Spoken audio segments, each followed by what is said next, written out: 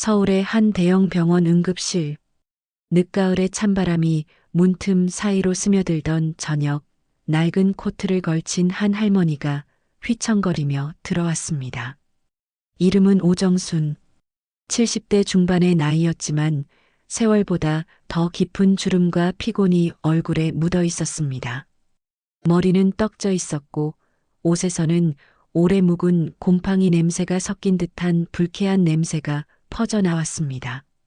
발에는 해진 슬리퍼, 손에는 구겨진 종이 봉투가 하나 들려 있었죠.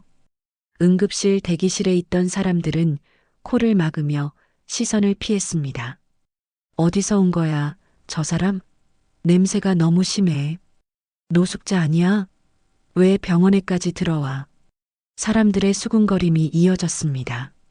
간호사 한 명이 다가와 무심한 표정으로 물었습니다. 어디 아프세요? 정수는 작은 목소리로 대답했어요. 저 숨이 가빠서요. 그냥 검사만 좀 해주시면. 간호사는 짜증스러운 듯 신분증과 보험증을 요구했습니다. 정수는 봉투에서 구겨진 주민등록증을 꺼냈지만 글씨는 희미했고 상태도 엉망이었습니다. 이건 확인이 어렵네요. 보험도 안 되시죠? 정수는 눈치를 보며 고개를 끄덕였습니다. 그 순간 대기실 한쪽에서 보호자가 크게 소리쳤습니다.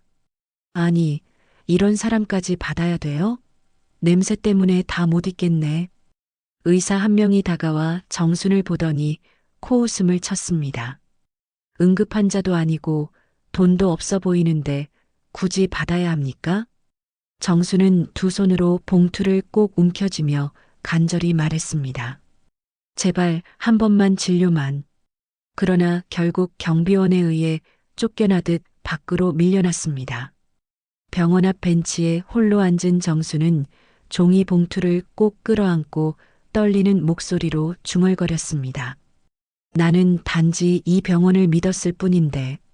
그 순간 멀리서 한 중년 남자가 그 모습을 지켜보고 있었습니다. 차가운 눈빛 속에 깊은 슬픔과 결심이 섞여 있었죠. 그는 낮게 중얼거렸습니다. 이제 모든 걸 바로잡을 때가 왔군.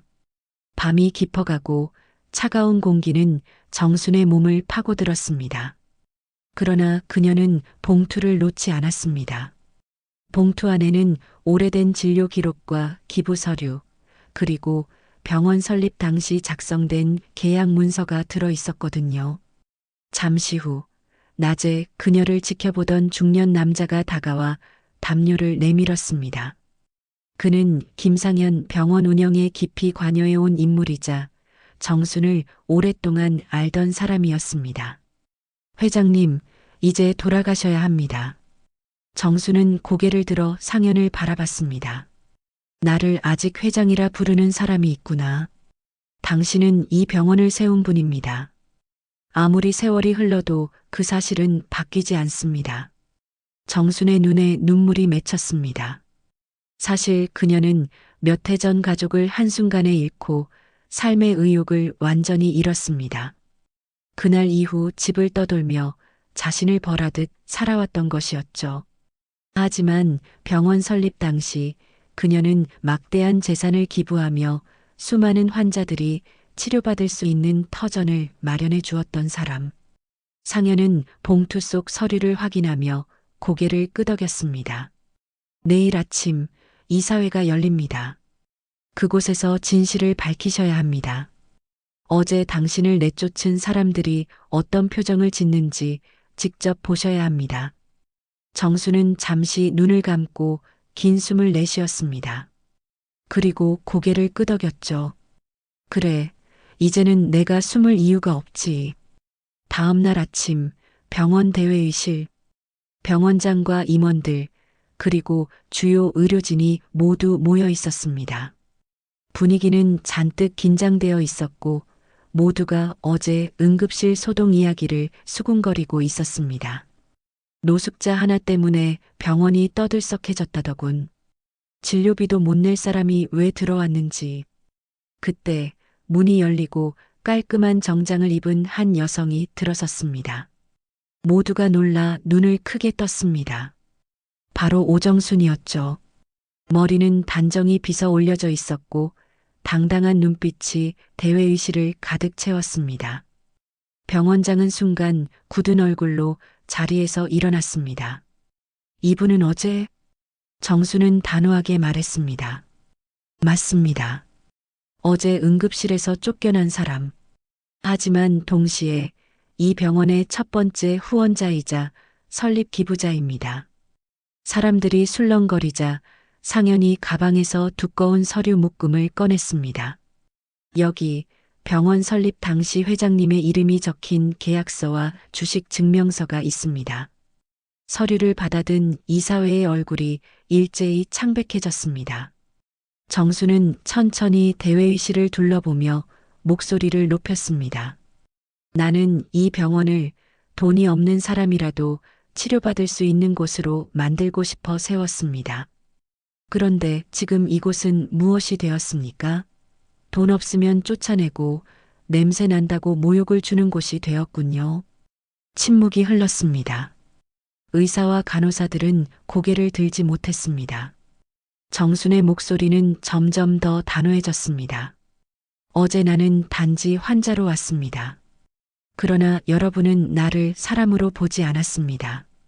만약 어제의 내가 진짜 노숙자였다면 여전히 똑같이 내쫓았을 겁니다. 그것이 더 큰 문제입니다. 병원장의 이마에 땀이 맺혔습니다. 그건 직원들이 절차입니까? 환자를 냄새 난다고 쫓아내는 게 절차입니까? 이 병원은 그런 이름으로 세워지지 않았습니다. 대회의실 안공기는 얼어붙었습니다. 한 간호사가 눈물을 글썽이며 고개를 숙였습니다. 의사 몇몇도 얼굴이 붉어졌습니다. 상현이 서류를 들어 올렸습니다. 추가로 회장님은 여전히 이 병원의 최대 주주입니다. 주식 증명서와 함께 최근 발급된 법적 서류들이 모두 이를 증명합니다. 순간 회의실 안에서 숨죽인 탄식이 터져나왔습니다. 어제 무시하고 내쫓았던 할머니가 사실은 병원의 진짜 주인이자 설립자였다는 사실에 모두 충격을 받았던 것이었죠. 정수는 마지막으로 단호히 말했습니다. 나는 이 병원을 처음 세운 정신을 되살릴 겁니다. 환자의 신분이나 외모로 차별하는 일이 다시는 없어야 합니다.